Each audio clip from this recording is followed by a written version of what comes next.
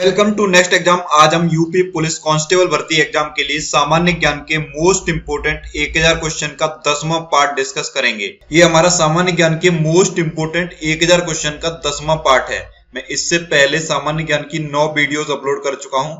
अगर आपने सामान्य ज्ञान की इन 9 वीडियोस में से एक सिंगल भी वीडियो मिस किया है तो उसे आप जरूर देख लें, क्योंकि ये सारे ही वीडियोस आपके लिए मोस्ट इंपोर्टेंट हैं। तो पहले मैंने जो लास्ट वीडियो में आपसे क्वेश्चन पूछा था उसका आंसर बताऊंगा, उसके बाद हम 10वां पार्ट डिस्कस करेंगे। लास्ट वीडियो में मैंने आपसे ये क्वेश्चन पूछा था कि प्रथम भारतीय नोबेल पुरस्कार विजेता कौन थे। ये क्वेश्चन आपके लिए मोस्ट इंपोर्टेंट है, लगभग सभी कॉम्पिटिटिव एग्जाम में पूछा जा चुका है। पहले भारतीय नोबेल पुरस्कार विजेता कौन थे। इस क्वेश्चन का आंसर जितने लोगों ने दिया है उसमें से ज्यादातर लोगों ने सही आंसर दिया है, लेकिन प्रॉब्लम वही है कि केवल 4 से 5% लोग ही क्वेश्चन का आंसर करते हैं। मैं आपसे बार बार बोल रहा हूं, क्वेश्चन का आंसर करने की आप हैबिट जरूर बनाइए, तभी आपकी तैयारी अच्छी हो सकती है। आप जितने से ज्यादा क्वेश्चन सॉल्व करेंगे उतना ही आप एग्जाम में अच्छा स्कोर करेंगे। हम हमारे फेसबुक पेज पर अलग अलग कॉम्पिटिटिव एग्जाम में जो इंपॉर्टेंट क्वेश्चन पूछे जाते हैं वो पोस्ट करते रहते हैं, आप उनका भी आंसर किया करो।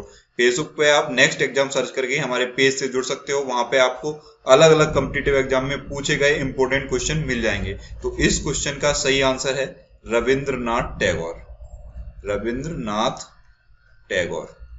रविंद्रनाथ टैगोर जी को 1913 में गीतांजलि के लिए नोबेल प्राइज मिला था। गीतांजलि इनकी एक रचना है, उसके लिए इन्हें नोबेल प्राइज मिला था। आप ये भी याद रखें कि इन्हें साहित्य के क्षेत्र में नोबेल प्राइज मिला था। किसके क्षेत्र में? साहित्य के क्षेत्र। साहित्य के क्षेत्र में इन्हें नोबेल प्राइज मिला था। तो ये तो था लास्ट वीडियो में जो मैंने आपसे क्वेश्चन पूछा था उसका आंसर। इस वीडियो के लास्ट में भी मैं आपसे एक क्वेश्चन पूछूंगा, उसका आंसर आपको देना है। तो चलिए अब हम स्टार्ट करते हैं हमारा 10वां पार्ट। पहला क्वेश्चन है, संविधान के अंतर्गत मौलिक अधिकारों का संरक्षक कौन है। ये मोस्ट इंपोर्टेंट क्वेश्चन है। आपको पता है हमारे जो मौलिक अधिकार हैं यानी कि फंडामेंटल राइट्स हैं, उसका संरक्षक कौन है। इसके ऑप्शन कई तरह से दिया जाता है। पहले तो आप ये याद कर लिए कि संविधान के अंतर्गत जो हमारे मौलिक अधिकार हैं उसका संरक्षक कौन है? न्यायपालिका। कई बार ऑप्शन में न्यायपालिका न लिखकर उच्च न्यायालय लिख देता है, कभी सर्वोच्च न्यायालय लिख देता है, लेकिन आप बेसिक ये याद रखिए, मौलिक अधिकारों का संरक्षक कौन है? न्यायपालिका। अब न्यायपालिका में वो चाहे सुप्रीम कोर्ट लिख दे या हाई कोर्ट लिख दे, है तो न्यायपालिका ही। तो बस आपको इतना याद रखना है कि मौलिक अधिकारों का संरक्षक कौन है? न्यायपालिका। अब चलते हैं नेक्स्ट क्वेश्चन। नेक्स्ट क्वेश्चन है, किस एक अधिकार को डॉक्टर भीमराव अंबेडकर द्वारा संविधान की आत्मा कहा गया। अब ये क्वेश्चन मोस्ट इंपोर्टेंट तो है ही, साथ में बहुत ज्यादा कंफ्यूजिंग है। अब ये कंफ्यूजिंग कैसे है? एक क्वेश्चन तो ये पूछा जाता है कि संविधान की आत्मा किसे कहा जाता है, तब आपको टिक करना होता है प्रस्तावना या फिर उद्देशिका या प्रियम्बल। तीनों एक ही चीज है। प्रस्तावना लिख के दे दे तो प्रस्तावना पे टिक करना है, उद्देशिका लिख के दे दे तो उद्देशिका पे टिक करना है, प्रियम्बल लिख के दे दे तो प्रियम्बल पे टिक करना है। अगर ऐसे पूछे कि संविधान की आत्मा किसे कहा जाता है, तो अब आपको प्रस्तावना, उद्देशिका या प्रियम्बल पे टिक करना है। लेकिन अगर ऐसे पूछे किस एक अधिकार को डॉक्टर भीमराव अंबेडकर द्वारा संविधान की आत्मा कहा गया, स्पेशली भीमराव अंबेडकर के द्वारा किसको कहा गया है संविधान की आत्मा, तब आपको टिक करना है संवैधानिक उपचार का अधिकार। तो ये डाउट अब आपको बिल्कुल नहीं रहना चाहिए। जब आपसे पूछे संविधान की आत्मा किसे कहा गया है, तब आपको उद्देश्य का, प्रियम्बल या प्रस्तावना पे टिक करना है। लेकिन जब स्पेशली स्पेसिफाई कर दे कि डॉक्टर भीमराव अंबेडकर द्वारा कौन से अधिकार को संविधान की आत्मा कहा गया है, तब आप टिक करेंगे संवैधानिक उपचार का अधिकार। चलते हैं अब नेक्स्ट क्वेश्चन पे। नेक्स्ट क्वेश्चन है, संपत्ति का अधिकार कैसा अधिकार है। ये तो मोस्ट इंपोर्टेंट क्वेश्चन है, ट्रिपल मोस्ट लिखा है, और इसे मैं लास्ट तक आपको याद कराता रहूंगा। आगे आने वाले भी किसी न किसी वीडियो में फिर आपसे रिवाइज कराऊंगा, क्योंकि ये क्वेश्चन बहुत पूछा जाता है। ऐसा कोई एग्जाम बचा नहीं होगा जिसमें ये क्वेश्चन ना पूछा गया हो कि संपत्ति का अधिकार कैसा अधिकार है। संपत्ति का अधिकार इतना इंपॉर्टेंट क्यों हो गया? क्योंकि ये पहले एक मौलिक अधिकार था, तो सबको मौलिक अधिकार रटा हुआ है। लेकिन 44वें संविधान संशोधन द्वारा इसे मौलिक अधिकार की श्रेणी से हटाकर कानूनी अधिकार बना दिया गया है। तो अब आपको याद रखना है संपत्ति का अधिकार कैसा अधिकार है।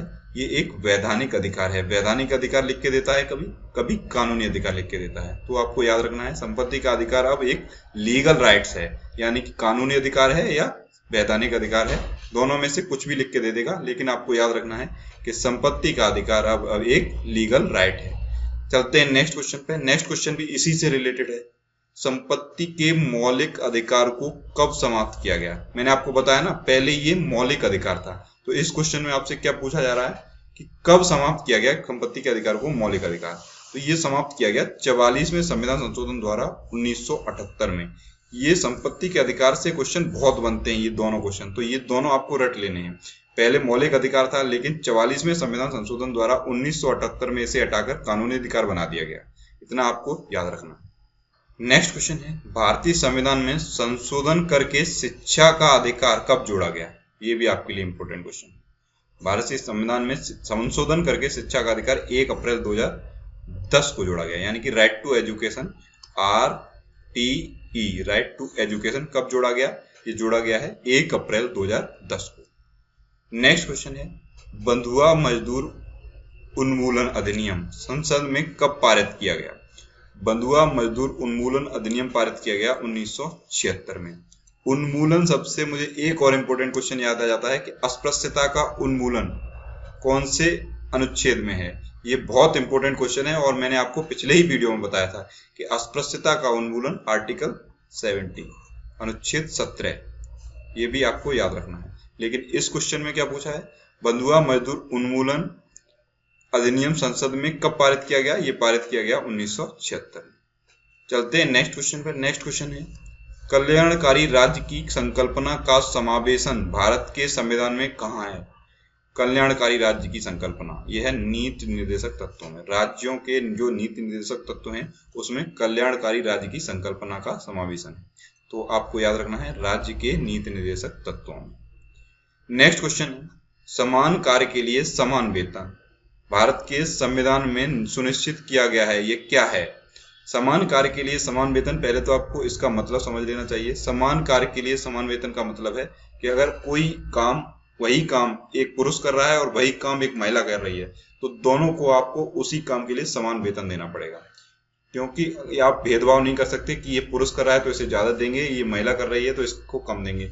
काम वही है तो उसको कोई भी करे, चाहे महिला करे चाहे पुरुष करे, दोनों को समान वेतन देना पड़ेगा। तो ये तो समान कार्य के लिए समान वेतन का मतलब है। अब क्वेश्चन में आपसे क्या पूछा गया है? समान कार्य के लिए समान वेतन भारत के संविधान में सुनिश्चित किया गया है, यह क्या है? यह राज्य के नीति निर्देशक सिद्धांतों का एक अंग है। क्या है? राज्य के नीति निर्देशक सिद्धांतों का एक अंग है। नेक्स्ट क्वेश्चन है, भारतीय संविधान में मौलिक कर्तव्यों को कब शामिल किया गया? मौलिक कर्तव्यों को कब शामिल किया गया है? 1976 में। मौलिक कर्तव्य यानी कि फंडामेंटल ड्यूटीज, एक होते हैं फंडामेंटल राइट और एक होते हैं फंडामेंटल ड्यूटीज। तो मैंने आपको जब बताया था कि भारतीय संविधान में कौन कहां से लिया गया है, तो ये दोनों भी बताए थे कि मौलिक कर्तव्य कहां से लिए गए हैं और मौलिक अधिकार कहां से लिए गए हैं। मौलिक अधिकार लिए गए हैं यूएसए से और मौलिक कर्तव्य लिए गए हैं रसिया से। ये पहले क्या था? सोवियत संघ। तो सोवियत संघ भी ऑप्शन में लिख के देता है, तो इन दोनों को आपको याद रखना है, मौलिक कर्तव्य और मौलिक अधिकार। मौलिक अधिकार यूएसए यानी कि यूनाइटेड स्टेट ऑफ अमेरिका और मौलिक कर्तव्य रसिया। ठीक है, ये दोनों याद रखने हैं। चलते हैं अब नेक्स्ट क्वेश्चन पे। नेक्स्ट क्वेश्चन है, भारत के संविधान में मौलिक कर्तव्यों को किस संविधान संशोधन द्वारा जोड़ा गया? यानी कि जो फंडामेंटल ड्यूटीज जोड़ी गई वो कौन से संविधान संशोधन द्वारा जोड़ी गई? ये जोड़ी गई 42वें संविधान संशोधन द्वारा 1976 में। कब जोड़ी गई है? 42वें संविधान संशोधन द्वारा 1976 में। नेक्स्ट क्वेश्चन है, भारत के राष्ट्रपति का निर्वाचन किस प्रकार होता है? Most important question, double most लिखा है तो आपको याद रखना है। भारत के राष्ट्रपति का निर्वाचन होता है अप्रत्यक्ष मतदान द्वारा। एक होता है प्रत्यक्ष मतदान और एक होता है अप्रत्यक्ष मतदान। अब दोनों में अंतर क्या है? प्रत्यक्ष मतदान में जनता वोट डालती है और अप्रत्यक्ष मतदान में जनता के द्वारा चुने गए प्रतिनिधि वोट डालते हैं। अब ये इनका अंतर आप समझ लीजिए। प्रत्यक्ष मतदान, जैसे आप सांसद के चुनाव में वोट डालते हैं तो जनता वोट डालती है, तो वो कौन सा मतदान हो गया? प्रत्यक्ष मतदान।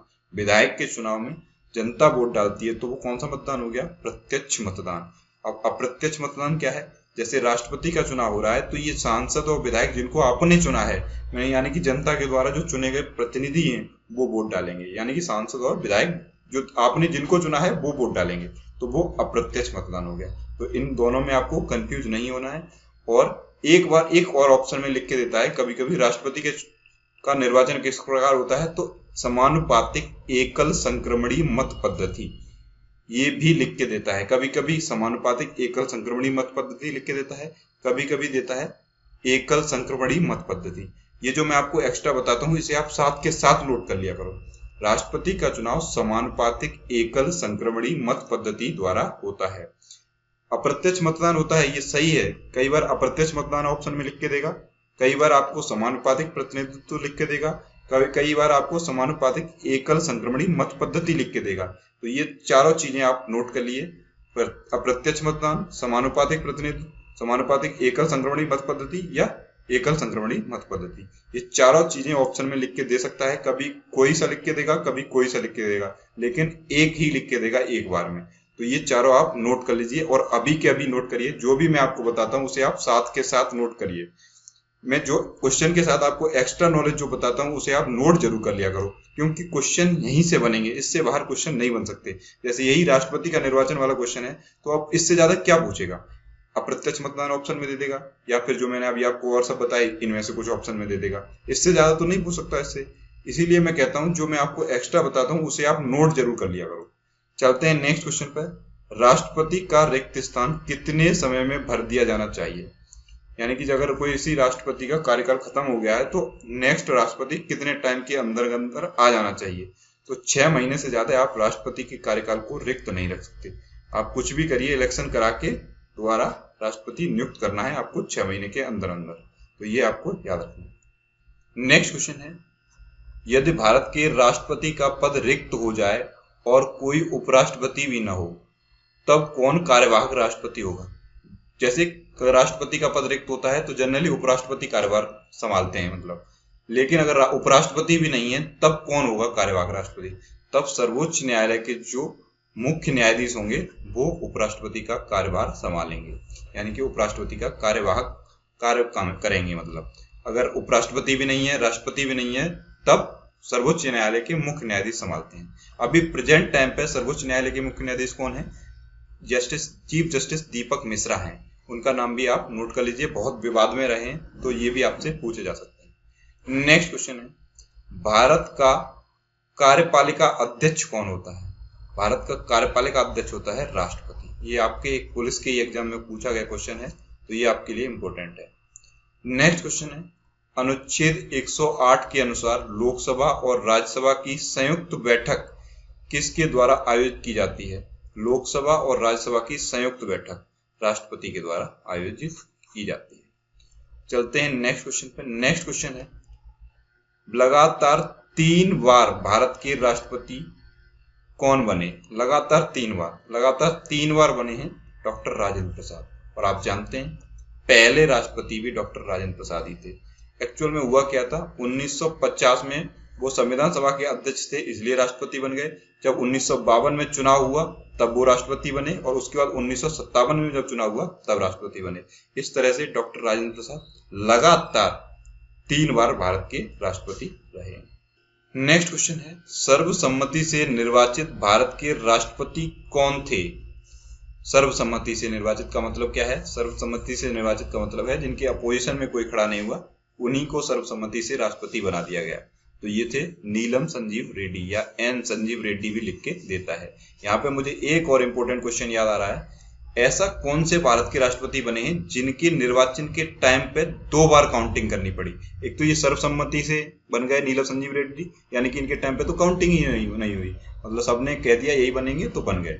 अब यहीं से एक जस्ट अपोजिट ये बन जाता है कि ऐसे कौन से भारत के राष्ट्रपति बने जिनके टाइम पे 2 बार काउंटिंग करनी पड़ी, यानी कि 2 बार मतगणना हुई? तो वो थे बीबी गिरी, तो उनका नाम भी आप याद कर लीजिए। नेक्स्ट क्वेश्चन है, श्री रामनाथ कोविंद भारत के कौन से नंबर के राष्ट्रपति हैं? अभी का क्वेश्चन है और आपके लिए मोस्ट इंपोर्टेंट है, पुलिस के एग्जाम में ये पूछा जा सकता है कि रामनाथ कोविंद अभी जो भारत के राष्ट्रपति हैं ये कौन से नंबर के हैं? ये हैं 14वें नंबर के। नेक्स्ट क्वेश्चन है, मंत्रिपरिषद के विरुद्ध अविश्वास प्रस्ताव लाने के लिए लोकसभा के सदस्यों की न्यूनतम संख्या कितनी होनी चाहिए? ये क्वेश्चन आपके लिए मोस्ट इंपोर्टेंट है, और ये कैसे मोस्ट इंपोर्टेंट है ये मैं आपको बता देता हूँ। अभी प्रेजेंट टाइम की गवर्नमेंट के खिलाफ भी 5 अविश्वास प्रस्ताव पड़े हैं, लेकिन ये लोग इतने तेज हैं, दिमाग के इतने चालू हैं कि ये उस अविश्वास प्रस्ताव पर चर्चा ही नहीं होने दे रहे। गवर्नमेंट चर्चा ही नहीं होने दे रही अविश्वास प्रस्ताव पर। 5 अविश्वास प्रस्ताव पड़े हुए हैं मोदी गवर्नमेंट के खिलाफ, लेकिन ये लोग कभी कोई मुद्दा लाके उस पर चर्चा नहीं होने देते और दोष कांग्रेस पे डाल देते हैं कि ये चर्चा नहीं होने देते। ये तो इनकी एक स्ट्रेटेजी होती है, हर राजनीति की एक स्ट्रेटेजी होती है। लेकिन आप ये याद रखिए 5 अविश्वास प्रस्ताव पड़े हुए हैं अभी प्रेजेंट टाइम की गवर्नमेंट के खिलाफ, और ये चर्चा क्यों नहीं होने दे रहे उस पर? क्योंकि ये ऑन रिकॉर्ड आ जाएगा कि मोदी गवर्नमेंट के खिलाफ अविश्वास प्रस्ताव आया था। तो ये अपनी ईगो में कि ये रिकॉर्ड में ना आ जाए कि कभी मोदी गवर्नमेंट के खिलाफ भी अविश्वास प्रस्ताव आया था, इसीलिए उस पर चर्चा नहीं होने दे रहे हैं। लेकिन आप इस क्वेश्चन में आपसे क्या पूछा है, ये तो अविश्वास प्रस्ताव की बात आई तो मैंने ये अभी प्रेजेंट टाइम से आपको लिंक कर दिया। लेकिन इस क्वेश्चन में आपसे क्या पूछा है, मंत्रिपरिषद के विरुद्ध अविश्वास प्रस्ताव लाने के लिए लोकसभा के सदस्यों की न्यूनतम संख्या कितनी होनी चाहिए। अगर आप अविश्वास प्रस्ताव ला रहे हैं तो आपके पास लोकसभा सदस्यों की 50 मिनिमम संख्या होनी चाहिए, यानी कि 50 सांसदों का आपको समर्थन होना चाहिए, तभी आप किसी गवर्नमेंट के खिलाफ अविश्वास प्रस्ताव ला सकते हैं। यहाँ पे एक शब्द आ रहा है मंत्रिपरिषद, तो मुझे एक और इम्पोर्टेंट बात याद आ रही है, ये भी मैं आपको बता देता हूँ। आपने कई बार मंत्रिपरिषद लिखा देखा होगा और कई बार मंत्रिमंडल लिखा देखा होगा। आखिर इन दोनों में डिफरेंस क्या होता है? और बहुत ही रेयरली 1% लोग ही होंगे जिनको ये मंत्रिपरिषद और मंत्रिमंडल का डिफरेंस पता होगा। एक्चुअल में मंत्रिमंडल और मंत्रिपरिषद आप पढ़ तो लेते हैं, लेकिन आपको डिफरेंस नहीं पता होता है। मैं आपको आज डिफरेंस बताता हूँ। मंत्रिमंडल में क्या होता है, प्रधानमंत्री और कैबिनेट स्तर के जो मंत्री होते हैं वो होते हैं मंत्रिमंडल में। तो आपको क्या याद रखना है, पीएम प्लस कैबिनेट मिनिस्टर, ये दोनों मिलकर क्या बनता है, मंत्रिमंडल। और प्रधानमंत्री, कैबिनेट मिनिस्टर, राज्य मंत्री और उपमंत्री, ये सभी मिला दो तो क्या बन जाता है, मंत्रिपरिषद। तो आज के बाद आप जब भी कभी पढ़े मंत्रिपरिषद या मंत्रिमंडल तो आपको डिफरेंस पता होना चाहिए। मंत्रिमंडल में क्या होता है, प्रधानमंत्री और कैबिनेट स्तर के मंत्री, केवल ये दो होते हैं मंत्रिमंडल में। लेकिन मंत्रिपरिषद में क्या होता है, प्रधानमंत्री, कैबिनेट स्तर के मंत्री, राज्य मंत्री और उपमंत्री, ये सभी होते हैं मंत्रिपरिषद में। तो इस क्वेश्चन में क्या पूछा था कि अविश्वास प्रस्ताव लाने के लिए कितनी सदस्य संख्या होनी चाहिए, मिनिमम 50। तो ये तो आपको याद रखना है, और इसके अलावा जो भी मैंने आपको अभी बताया है ये सब भी आपको याद रखना है। नेक्स्ट क्वेश्चन है, भारत का प्रधानमंत्री बनने के लिए न्यूनतम आयु कितनी होनी चाहिए। यानी कि अगर आप इंडिया के प्राइम मिनिस्टर बनना चाह रहे हैं तो आपके लिए मिनिमम एज कितनी होनी चाहिए, 25 ईयर। नेक्स्ट क्वेश्चन है, भारत सरकार का मुख्य विधि परामर्शदाता कौन होता है। भारत सरकार का मुख्य विधि परामर्शदाता होता है अटॉर्नी जनरल ऑफ इंडिया। कौन होता है, attorney general of India. Next question है, ऐसे ही जैसे ये भारत सरकार का पूछा है, ऐसे ही ये पूछा जा सकता है कि राज्य सरकार को कानूनी मामलों में सलाह देने के लिए कौन अधिकृत होता है। तो ये होता है महाधिवक्ता। दोनों आपको याद रखने हैं, दोनों रिलेटेड क्वेश्चन है, इसलिए आपको दोनों एक साथ याद रखने हैं। नेक्स्ट क्वेश्चन है, लोकसभा चुनाव के लिए न्यूनतम आयु कितनी होती है और राज्यसभा चुनाव के लिए न्यूनतम आयु कितनी होती है। दोनों क्वेश्चन एक साथ लिखे हैं। अब आपको कभी भी कंफ्यूजन नहीं होना चाहिए, और ये मोस्ट इंपोर्टेंट क्वेश्चन है आपके लिए, क्योंकि पुलिस के एग्जाम में आपसे इसी तरह के क्वेश्चन पूछे जाएंगे। लोकसभा चुनाव के लिए मिनिमम एज होती है 25 वर्ष और राज्यसभा चुनाव के लिए मिनिमम एज होती है 30 वर्ष। अब ये लोकसभा और राज्यसभा की बात आई है तो मुझे एक और इम्पोर्टेंट बात याद आ रही है कि आपसे पूछा जा सकता है कौन सा उच्च सदन होता है और कौन सा निम्न सदन होता है। तो आप याद रखिए, राज्यसभा होता है उच्च सदन और लोकसभा होता है निम्न सदन। दोनों में आपको अंतर पता होना चाहिए। राज्यसभा अपर हाउस यानी कि उच्च सदन होता है, लोकसभा निम्न सदन होता है यानी कि लोअर हाउस होता है। तो इतनी इंफॉर्मेशन आपको यहाँ से पता होनी चाहिए। नेक्स्ट क्वेश्चन है, लोकसभा में राज्यों को किस आधार पर सीटें आवंटित होती हैं।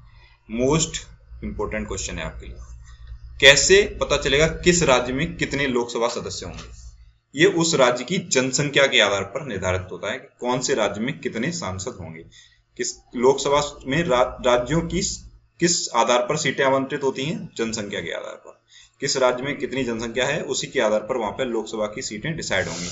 अब ये जनसंख्या के आधार पर है तो आप समझ जाइए, यूपी में सबसे ज्यादा लोकसभा सदस्य हैं। कितने हैं यूपी में लोकसभा सदस्य, 80, क्योंकि यूपी की जनसंख्या सबसे ज्यादा है।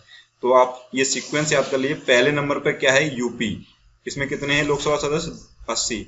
दूसरे नंबर पे क्या है, महाराष्ट्र, MH, इसमें कितने हैं लोकसभा सदस्य, 48। तीसरे नंबर पे क्या है, वेस्ट बंगाल, इसमें कितने हैं 42।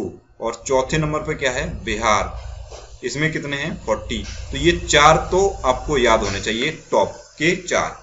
यूपी में सबसे ज्यादा लोकसभा सदस्य हैं 80, उसके बाद है महाराष्ट्र में 48, उसके बाद है वेस्ट बंगाल यानी पश्चिम बंगाल में 42, उसके बाद बिहार में 40। ये आपको कम से कम 4 तो पता ही होने चाहिए, टॉप 4 या टॉप 3 आप याद कर लो।